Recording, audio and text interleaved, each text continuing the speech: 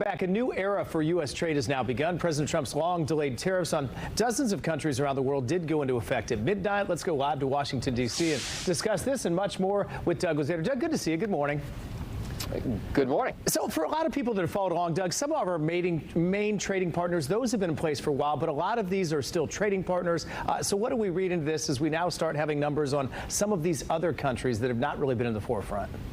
Yeah, I mean, we saw a handful of deals emerge for specific countries and entities like the EU, Japan. I mean, there were some, bespoke deals, but the lion's share of these tariffs went into effect at midnight. And, we don't know ultimately what the impact of this is going to be. That's kind of a matter for debate, I suppose, the degree to which some of these manufacturers overseas may eat some of these costs, but some of them will undoubtedly be passed along. So how much this causes inflation to spike is really kind of the big question here, especially as we get, so close to next year's midterm elections. Yeah, and as you know, Doug, you might get 5 economists, you might get 5 different opinions. Let's talk about the Ukraine-Russia war right now.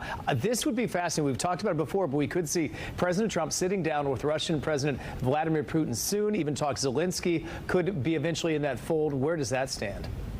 Yeah, possible three-way talks, and this came together pretty quickly. We did have an emissary, reaching out to Russia yesterday. Steve Witkoff met with folks in Russia, and they laid some groundwork apparently for possible talks. Now, a lot of these overtures that we have heard, or kind of receptive responses from Russia in the past, have seemed to be just kind of exercises in buying time. So, is that all this is from Putin's standpoint? Because remember, on Friday, tomorrow, there's another trade deadline for Russia's trading partners unless there is some kind of movement toward a peace deal. So this may be kind of a last-minute effort on the part of Putin to try to stave off those kinds of additional sanctions. Yeah, that's a great point. We'll watch that. Let's finish with this, Doug. We know the Vice President responding to reports of top officials meeting to discuss Jeffrey Epstein. What were his thoughts?